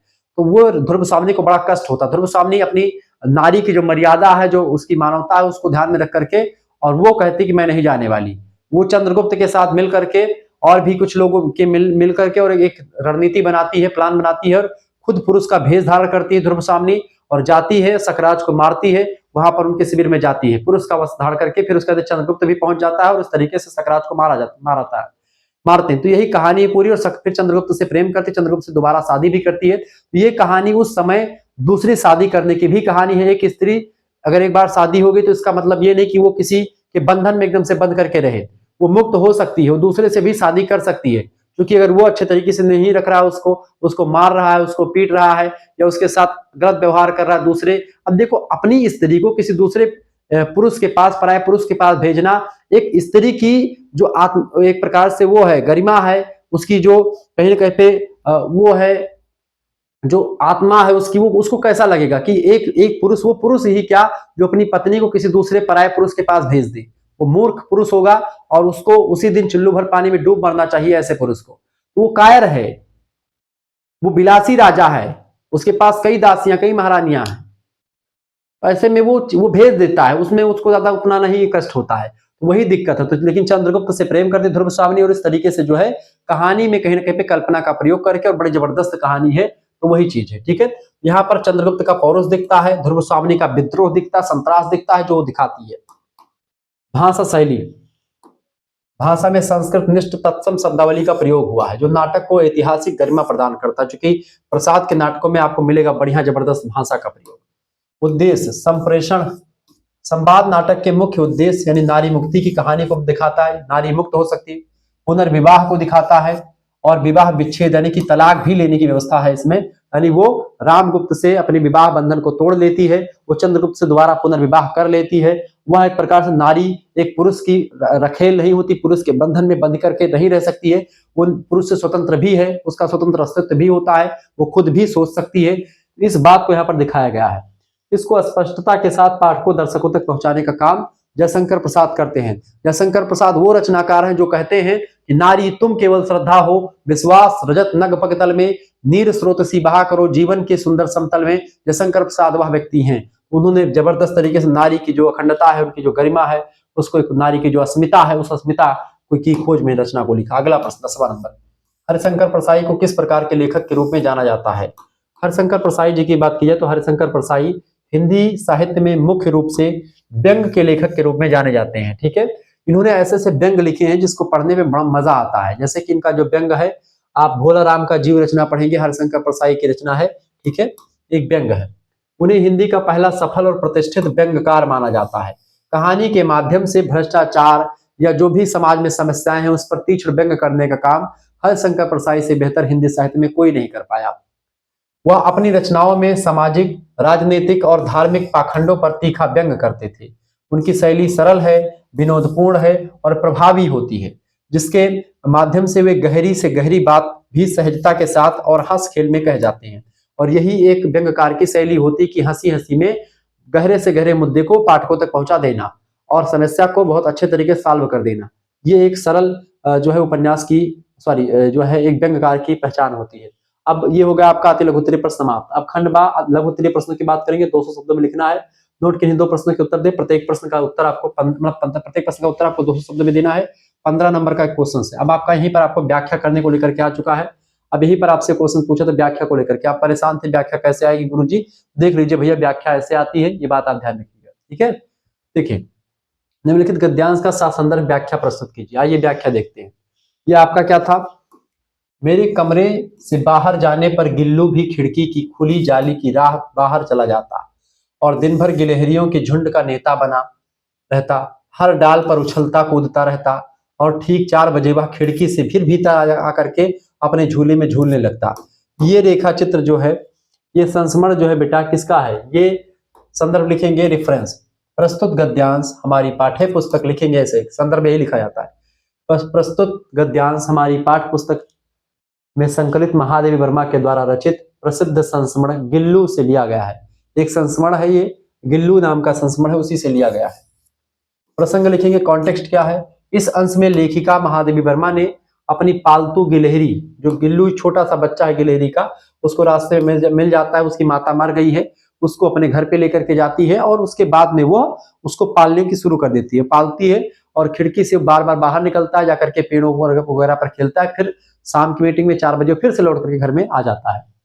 तो पालतू गिलहरी यानी गिल्लू जिसका नाम है, दैनिक दिनचर्या और उसकी स्वतंत्रता के प्रति लेखिका के सम्मान का वर्णन किया गया है। गिल्लू लेखिका के प्रति स्नेह रखते हुए भी अपनी सहज प्रवृत्ति को नहीं भूलता, यानी उसका जो नेचर है गिल्लू का, गिलहरियों का नेचर क्या है? पेड़ों पर सट तुरंत चढ़ जाएंगी, फिर नीचे उतर आएंगी, फिर इधर भटकेंगी उधर भटकेंगी, ये फल खाए। तो गिलहरियों का नेचर है, भले वो पालतू है, वो इनके यहाँ पर रहती है, लेकिन फिर भी मतलब कि महादेवी वर्मा के यहाँ पर गिल्लू रहता है, लेकिन फिर भी वह अपनी प्रकृति को, अपने नेचर को नहीं भूला है। वो अपने नेचर को भूलता है, अपनी स्वतंत्र जो जीवन है शैली जीता है। वो खिड़की के जो छेद है उससे बाहर निकल जाता है, पेड़ों पर घूमता टहलता दिन भर और उसके बाद फिर शाम मीटिंग में 4 बजे फिर से कमरे में आ जाता है। ये उसका एक प्रकार से उसकी सहज प्रवृत्ति को भी दिखाता है। व्याख्या लिखेंगे, लेखिका बताती है कि जब वह कमरे से बाहर जाती है, लेखिका यानी कि महादेवी वर्मा, तो गिल्लू भी खिड़की की जाली के रास्ते बाहर चला जाता है और बाहर की दुनिया में वह अपनी स्वाभाविक चंचलता दिखाता है, जैसे गिलहरी का बच्चा दिखाता है। और वहां वह बाकी गिलहरियों के समूह का नेता बनकर के पेड़ों की डालों पर उछलता कूदता रहता है, गिलहरियों का नेता बना हुआ है, लेखिका कहती है। इससे पता चलता है कि लेखिका ने उसे पिंजरे में न रख करके, यानी किसी पालतू को एकदम से उसको पिंजरे में बंद करके नहीं रखा, ताकि पिंजरे में अगर किसी भी जानवर को आप बंद कर देंगे तो उसकी स्वाभाविक जो नेचुरली चीजें हैं वो नष्ट हो जाती हैं। उसे बाहरी दुनिया में जाने की आजादी दी है, यानी कि यहाँ पर एक आजादी, जैसे जो एक आजादी की बात करती है, वो चाहे एक जानवर हो तो वो भी अपने आप को आजाद ही चाहता है, किसी के बंधन में रहना नहीं पसंद करता, चाहे वो पालतू ही क्यों ना हो, लेकिन उसको भी आजादी चाहिए। तो यहाँ पर एक आजादी की पुकार है, परंतु गिल्लू पूरी तरह आजाद होकर के भी लेखिका के प्रति अपने प्रेम और नियत दिनचर्या को नहीं भूलता है। ठीक है, ये बात आप ध्यान रखेंगे। यानी अगर गिल्लू जो है, वो गिल्लू को खिलाती पिलाती महादेवी जी, वो जानता है, वो फिर से लौट करके महादेवी जी की वर्मा के घर में चला आता है, उसको स्वतंत्र छोड़ती है तो वो भाग करके नहीं जाता, वो फिर पुनः लौट करके आता है। लेकिन अगर उसी को आप, किसी व्यक्ति को आप पिंजड़े में लगातार बंद करके रखो, उसी गिलहरी के बच्चे को, और उसको फिर से आप छोड़ेंगे किसी दिन बाहर जाने के लिए, तो वो बाहर ही चला जाएगा, फिर वो आएगा नहीं, ठीक है। लेकिन जब उसको आप स्वतंत्र छोड़े रहेंगे तो वो फिर से कहीं पर नहीं जाएगा, फिर आप ही के पास आकर के आएगा। ऐसे ही होता है एक रिलेशनशिप में। आजकल जो बच्चे ये ब्रेकअप वगैरह की चीजें करते हैं कि भाई ये हमको छोड़ दिए, वो हमको छोड़ दिए, आप अपने प्रेमी प्रेमिकाओं को स्वतंत्र छोड़ दीजिए, जहां पर जाना है जाने दीजिए, किसी को बांध करके आप नहीं रख पाएंगे। बांधे बनिया बाजार नहीं लागत, ये बात देहात में कही गई। तो किसी पर फोर्स मत करिए कि भाई तुम आओ, तुम ये करो, तुम वो करो, किसी को एकदम स्वतंत्र छोड़ दो। वो व्यक्ति हार थक करके फिर कहीं अगर जाएगा, अगर आपसे अच्छा कोई मिलेगा तो फिर वो उसको आप रोक नहीं पाएंगे। लेकिन अब जब बाहर दुनिया में भटकेगा, फिर उसको आपकी याद आएगी, भले ही वो आपसे ना बताए कि उसको आपकी याद आ रही है, लेकिन आएगी और वो फिर से पुनः आपके पास लौट करके चला आएगा।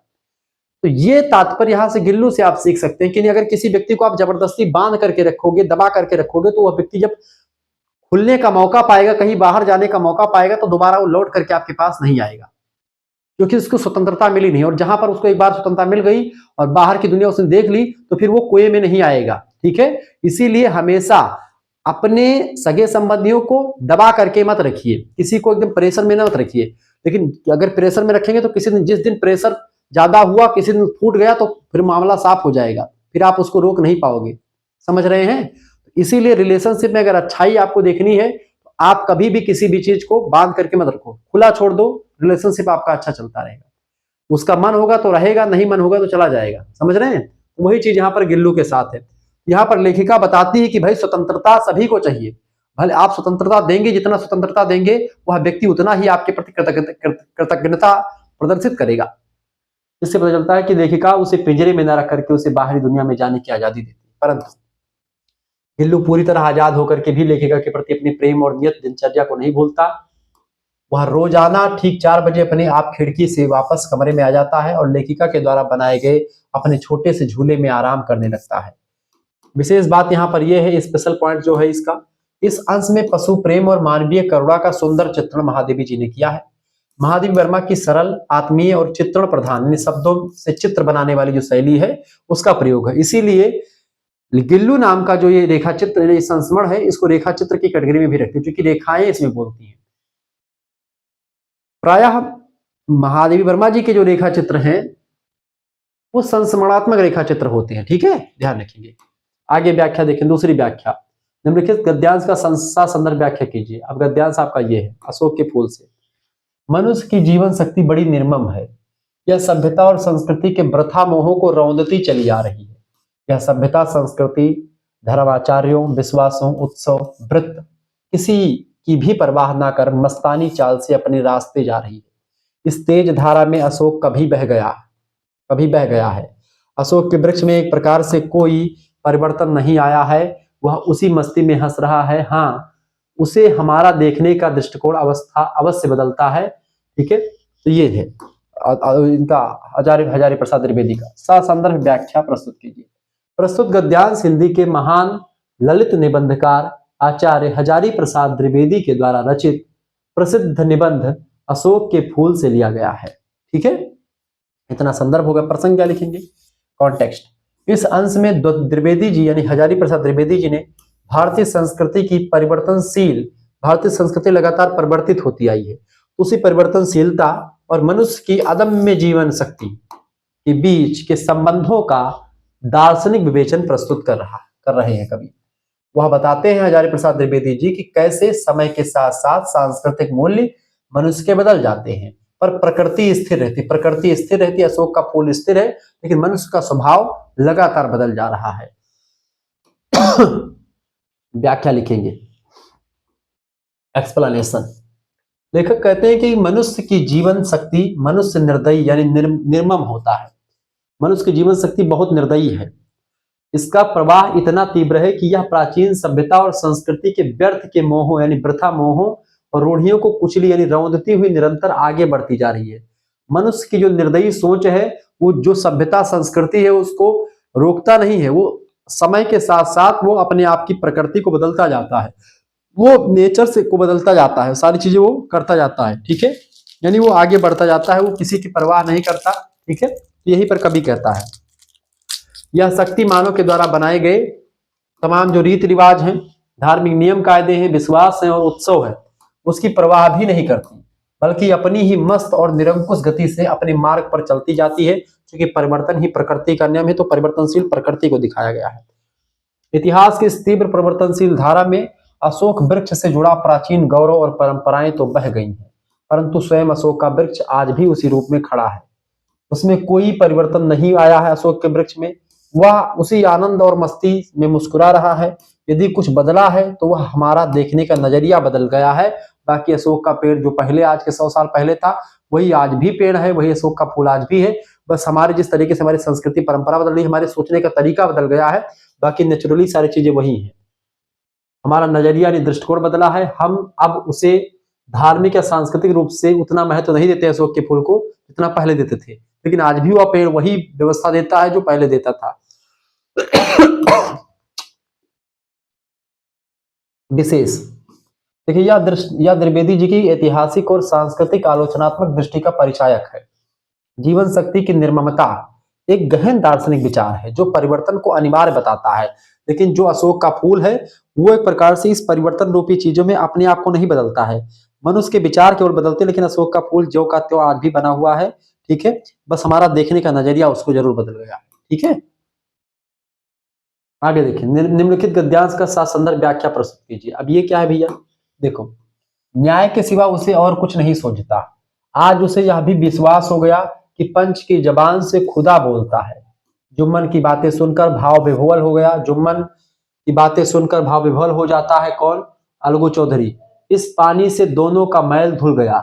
मित्रता की मुरझाई हुई लता फिर हरी हो गई और यह सिद्ध हो गया कि वास्तव में पंच में परमेश्वर का वास होता है।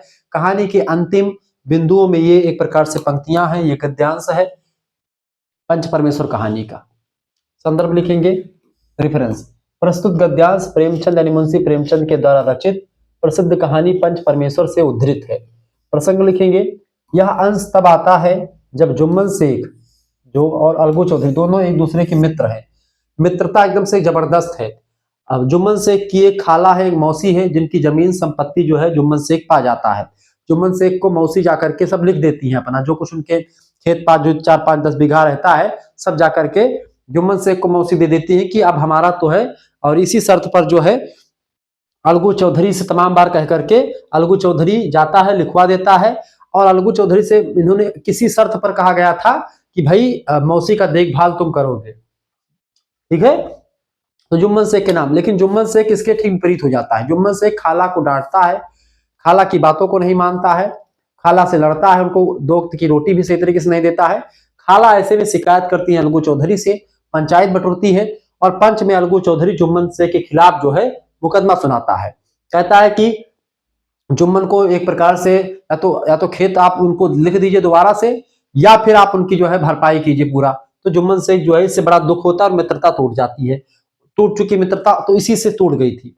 लेकिन पंच के रूप में न्याय करते हुए जुम्मन शेख ने अपनी मित्र अलगू चौधरी के पक्ष में फैसला सुनाया था। और फिर इसके बाद में कुछ दिन के बाद में क्या होता है कि जो न्याय का पारा होता है वो जुम्मन शेख के आसपास जाता है। क्योंकि अलगू चौधरी का एक बैल होता है, वो कोई व्यक्ति खरीद करके ले जाता है। समझू साहू नाम का एक व्यक्ति होता है, वो जो है अलगू चौधरी का बैल खरीद करके ले जाता है। बैल कुछ दिनों तक वो खाना नहीं खिलाता है समझू साहू, तो बैल मर जाता है। ठीक है, वो अच्छे तरीके से देखभाल नहीं करता, बैल मर जाता है। वो जो है पंचायत बटोरता है समझू साहू, ठीक है, सबको। और उसमें चूंकि उसको पता है कि जो है जुम्मन मियाँ जो हैं बड़े व्यक्ति हैं और इनके मित्र थे, और क्योंकि जुम्मन मियाँ के खिलाफ अलगू चौधरी ने फैसला पहले सुनाया था, खाला जी का जब मामला था तब। अब कहा है, अब ये तो ये समझू सहुआ सोचिस भैया कि अगर हम इन्हें यौन है जुम्मन मियाँ का अगर हम पंच बनाए दी थे और पंच नहीं है तमाम, लेकिन इन्हें हेड पंच बनाए दे भाई, ये फैसला सुनाई है। तो चूंकि मित्रता टूट इन गई, शत्रुता है, तो ये इनके खिलाफ फैसला सुना दे, चूंकि एक चक्कर हो चुका है, हमें बैल का पैसा मिल जाए। अब क्या हुआ तो समझू साहू रौला धौला बटोर के पंचायत बटोरत है। पंचायत हुआ थी भैया, लाग गए सभा, सब इकट्ठा हुए, बड़े बड़े पंच प्रधान सब आई गए, जिला पंचायत सदस्य लेके पंच प्रधान सब आई गए। लेकिन जुम्मन मियाँ जो रहे बट की गद्दी बैठे पंच बन के। तो पंच का पद परमेश्वर के बराबर होता है, पंच जो कहता है वही मान्य होता है। पंच ने दोनों तरफों की बातों को सुना और अंतोगत तथ्य जो निकले, तथ्य के हिसाब से जो सबूत मिला वो यह मिला कि समझू सहुआ जो ना बड़ा चापलूस रहा। ई बैलवा का खवाइश पियाइश नहीं सही से, और बैल जो है मरी गई ही खूंटा पे। 10-15 दिन बाद बैल मर गया रहा, तो समझू साहू के खिलाफ फैसला होता है। जुम्मन मियां पंच की गद्दी पर बैठे हैं, वो चाहते तो बदला ले सकते हैं अलगू चौधरी से, लेकिन अलगू चौधरी चूंकि उसका नियत साफ है, अलगू चौधरी के पक्ष में निर्णय जाता है। अलगू चौधरी ने अच्छा काम किया। अलगू चौधरी ने जब बैल दिया था तो बैल पूरा तरीके से स्वस्थ था, उसके यहाँ पर गया तो बैल मर गया। इसमें अलगू चौधरी की कोई गलती नहीं थी, ऐसा निर्णय दिया जाता है। समझू साहू को डांट फटकार लगाई जाती है कि तुम ऐसे बेवकूफियत वाली बात क्यों करते हो। और ऐसे में जब अलगू चौधरी को एकदम विश्वास हो गया था कि भाई जुम्मनमा है, जुम्मनमा हमारे खिलाफ है, फैसला दे एकदम कन्फर्म है, चूंकि हम नकार अगरे हैं चक्कर। तो चूंकि अलगू चौधरी पंच की गद्दी पर बैठे थे जब, तो उन्होंने अच्छा फैसला दिया था, तथ्य के हिसाब से सही फैसला दिया था कि भाई तुम्हारे नाम पर खेत कर दिया खाला ने, मौसी ने, तो तुम उनको क्यों खाना पानी नहीं दे रहे हो। ठीक है, तो यही सब बात होती है। 1916 में कहानी लिखी गई है। तो पंच को परमेश्वर की गद्दी के हिसाब से बताया गया। तो पंच जो है वो अपनी व्यक्तिगत दुश्मनी भुला करके और जो न्याय होता है उस न्याय का पक्ष पकड़ता है। मुंशी प्रेमचंद यही संदेश देते इस कहानी के माध्यम से। इस कहानी मैंने आपको कई बार पढ़ा भी रखी है। तो वही होता है, अलगू चौधरी जो होता है उसके खिलाफ फैसला नहीं जाता है, उसके पक्ष में जाता है। और इस तरीके से जब अलगू ने सुना, फैसला अच्छा सुना, अलगू चौधरी के पक्ष में फैसला जाता है। इस न्याय को सुनकर के अलगू चौधरी की प्रतिक्रिया का वर्णन यहाँ पर किया गया है। व्याख्या वही व्याख्या करता है। अलगू चौधरी अपने मित्र जुम्मन के न्याय को सुनकर के अत्यंत प्रभावित हुए। उन्हें लगा कि पंच के पद पर बैठ करके जुम्मन को न्याय के सिवा और कुछ नहीं सोच रहा था। और बिल्कुल वही होता है, अपनी व्यक्तिगत, जब आप किसी गद्दी पर बैठते हैं, किसी पक्ष में होते हैं, तो आपको भूल जाना चाहिए कि आपका व्यक्तिगत राय क्या है। आप उसमें पंच की राय आप दीजिए, जो तथ्य उसके हिसाब से बात कीजिए। इस घटना से उन्हें पक्का विश्वास हो गया कि जब कोई व्यक्ति पंच बनता है तो उसकी जबान से स्वयं ईश्वर यानी खुदा बोलता है और वह निष्पक्ष होकर के न्याय करता है। बिल्कुल ठीक बात है। जुम्मन की न्यायपूर्ण बातें सुनकर के अलगू भावुक यानी भाव विभोर हो जाता है। इस न्याय के आंसुओं के पानी से दोनों मित्रों के बीच आई सारी कड़वाहट और बैर भाव, मैलापन सब उसी आंसुओं के पानी से दूर हो जाता है। कभी यहाँ पर लेखक इस तरीके से बताने का प्रयास करता है, उनकी टूटी हुई पुरानी मित्रता फिर से हरी भरी हो जाती है। इस घटना से यह बात सिद्ध हो गई है कि पंच का पद परमेश्वर के समान पवित्र होता है और पंच में वास्तव में परमेश्वर का वास होता है। यही इस कहानी का उद्देश्य है। विशेष लिख सकते हैं कि कहानी का मुख्य उद्देश्य न्याय की महत्ता और पंच परमेश्वर के सिद्धांत को स्पष्ट करना है। प्रेमचंद की आदर्शमुखी यथार्थवादी शैली का उत्कृष्ट उदाहरण है। पंच परमेश्वर हिंदी की पहली कहानी है, जैसे मतलब कि मुंशी प्रेमचंद जी की। ठीक है, आगे देखिए, 5वां प्रश्न है आपका, पंच परमेश्वर कहानी का उद्देश्य क्या है। देखिए, प्रेमचंद की कहानी पंच परमेश्वर का मुख्य उद्देश्य न्याय और कर्तव्य निष्ठा के सर्वोच्च आदर्श को स्थापित करना है। उद्देश्य निम्नलिखित है इसका। देखिए, पहला उद्देश्य न्याय की महत्ता स्थापित करना। कहानी यह बताती है कि न्याय हमेशा व्यक्तिगत स्वार्थ, राग द्वेष और संबंधों से ऊपर होता है। आपका कोई दुश्मन हो लेकिन आप उसके खिलाफ फैसला नहीं देंगे। अगर उसके पक्ष में फैसला है तो आप उसके पक्ष में ही फैसला दें। आपका व्यक्तिगत चीज खत्म हो। जब आप एक पंच की गद्दी पर बैठे तो आप भगवान हैं, आपको सभी को समभाव देखना चाहिए। ठीक है, ये बात ध्यान रखेंगे। पंच में परमेश्वर का वास होता है, यह सिद्ध करना है। इसका उद्देश्य कि पंच के आसन पर बैठते ही व्यक्ति अपने सारे मोह छोड़ करके निष्पक्ष हो जाता है। जुम्मन और अलगू चौधरी के फैसलों से साबित होता है कि जब कोई व्यक्ति पंच बनता है तो उसकी वाणी ईश्वर की वाणी बन जाती है। अतः उस गद्दी पर बैठ करके कभी आपको झूठ नहीं बोलना चाहिए और ना ही कभी किसी के साथ जाति करनी चाहिए। कर्तव्य बोध है। जुम्मन द्वारा अपनी मौसी के विरुद्ध और अलगू द्वारा जुम्मन के विरुद्ध फैसला सुनाना यह दर्शाता है कि कर्तव्य का बोध मनुष्य को सर्वोच्च बलिदान के लिए तैयार करता है। अगर कोई व्यक्ति किसी पद पर है तो अपने पद की गरिमा और अखंडता को सुनिश्चित करे और अपने पद की महत्ता को और गरिमा को, अस्मिता को बचाए रखे। ठीक है, सच्ची मित्रता का पुनरुद्धार यहाँ पर दिखाई पड़ता है। कहानी यह संदेश भी देती है कि जब न्याय होता है तो टूटे हुए संबंध फिर से जुड़ जाते हैं। न्याय से ही उनकी मुरझाई हुई मित्रता फिर से हरी भरी हो जाती है। गांव की पंचायत व्यवस्था का आदर्श रूप भी यहाँ पर प्रस्तुत होता है, क्योंकि गांव में ऐसा आदर्श व्यवस्था होती है। कहानी उस समय की ग्रामीण न्याय व्यवस्था के आदर्श स्वरूप को दर्शाती है, जहां पंच के फैसले को सर्वोपरि माना जाता था। तो पंच परमेश्वर यहाँ पर चीजें हो गई। खंड सा दीर्घोत्तरी प्रश्न देखते हैं, 8 शब्दों में लिखना है, केवल एक प्रश्न का उत्तर देना होता है आपको। आइए समझते हैं। अशोक के फूल निबंध की विशेषताएं बताइए। अशोक का फूल हजारी प्रसाद द्विवेदी द्वारा रचित अशोक के फूल नाम का एक निबंध है। हिंदी साहित्य के सर्वश्रेष्ठ ललित निबंधों में से एक ललित निबंध है यही। यह केवल एक फूल का वर्णन नहीं करता, बल्कि भारतीय संस्कृति के उत्थान पतन और उसके शाश्वत स्वरूप का दार्शनिक विश्लेषण करता है। अशोक का फूल, ठीक है। अशोक के फूल निबंध की प्रमुख विशेषताएं क्या है? पहली विशेषता, ललित निबंध का उत्कृष्ट स्वरूप आपको दिखाई पड़ता है यहाँ पर। अशोक के फूल पूरी तरह से ललित निबंध की कसौटी पर खरा उतरने वाला एक निबंध है। व्यक्तिगत आत्मीयता इसमें है। इसमें विचारों की शुष्कता नहीं है, बल्कि लेखक की व्यक्तिगत अनुभूति और हृदय की सरलता यहाँ स्पर्श करती है। रमणीयता और रोचकता भी इसमें मिलता है। विषय है फूल। फूलों पर इतना अच्छा कोई लेखक अगर लिख सकता है तो एक ललित निबंधकार ही लिख सकता है, और वो हजारी प्रसाद द्विवेदी ही हो सकते हैं। तो विषय यानी फूल को आकर्षक ढंग से प्रस्तुत किया गया है। गंभीर विचारों को भी काव्यात्मक भाषा और रोचक प्रसंगों के माध्यम से व्यक्त करना हजारी प्रसाद द्विवेदी से बढ़कर के और किसी भी नहीं था। सहज प्रवाह, लेखक के विचार एक सहज प्रवाह में आगे बढ़ते हैं, जिससे पाठक कहीं भी बोझिल महसूस नहीं करता और एक जबरदस्त तरीके से जो है चीजों को बताता है।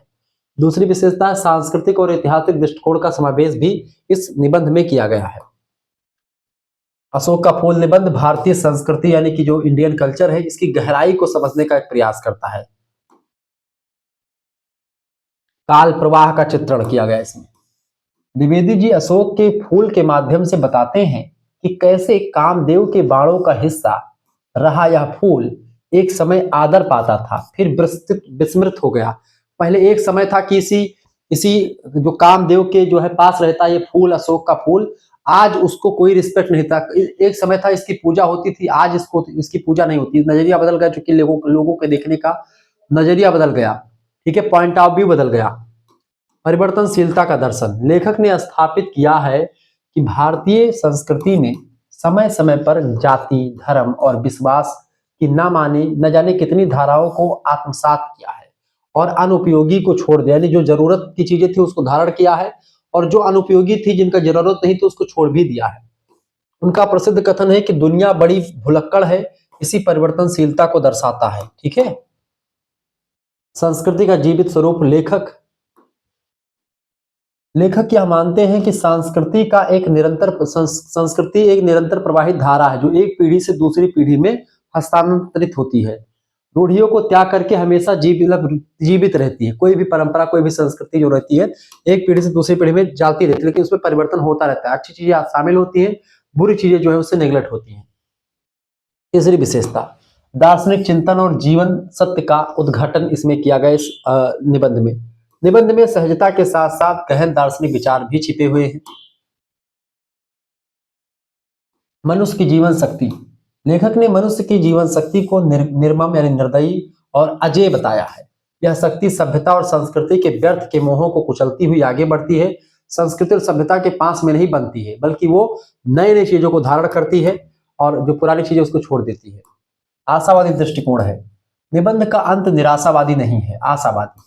अशोक के फूल को आज भी हंसता हुआ देख करके लेखक निष्कर्ष निकालते हैं कि हमें भी जीवन के हर उतार चढ़ाव को उसी मस्ती से स्वीकार करना चाहिए, क्योंकि अस्तित्व की रक्षा के लिए संघर्ष अनिवार्य होता है। अपने अस्तित्व की रक्षा के लिए संघर्ष जरूरी होता है। कभी भी आपके साथ कुछ भी हो सकता है, कभी आपके जीवन में दुख आ सकता है, कभी आपके जीवन में सुख आ सकता है। सुख में ज्यादा ना सुखी हो, ना दुख में ज्यादा दुखी हो, आपको एक समान रहना चाहिए। कैसे?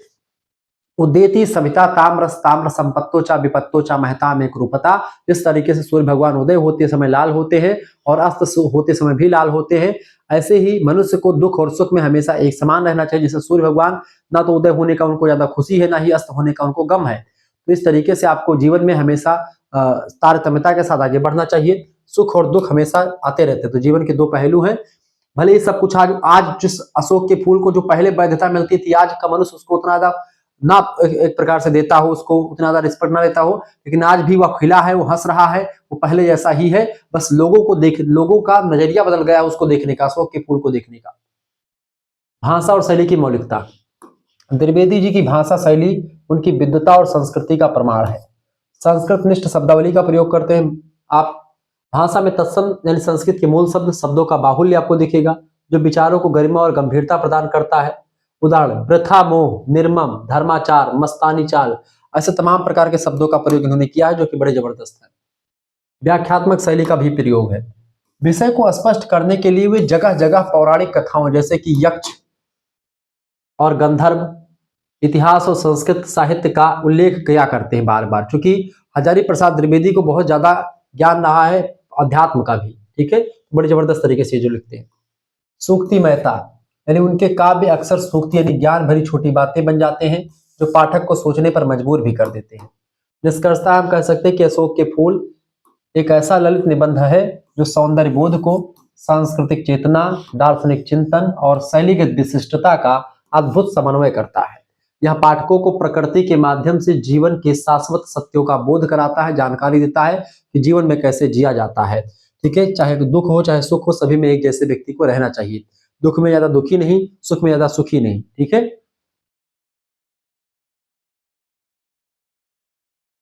आगे बढ़ते हैं।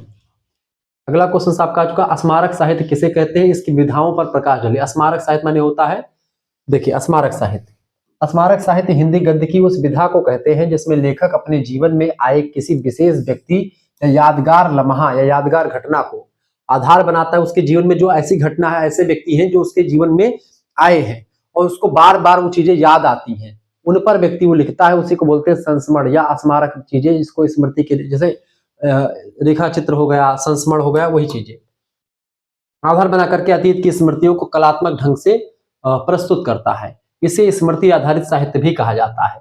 इस साहित्य का मुख्य उद्देश्य उन व्यक्तियों या घटनाओं को अमर बनाना होता है जो लेखक के जीवन में महत्वपूर्ण रहते हैं। ठीक है, जो चाहे घटना हो, चाहे कोई उनके जीवन से जुड़ा हुआ कोई व्यक्ति हो जिसको वो अमर बनाना चाहते हैं, जिसके बारे में हमेशा वो याददाश्त करना चाहते हैं, क्योंकि बार बार वो घटना, वो व्यक्ति उनको याद आता है, ऐसे में वो उसको लिपिबद्ध करते हैं, लेखनीबद्ध करते हैं। स्मारक साहित्य की प्रमुख विधाएं।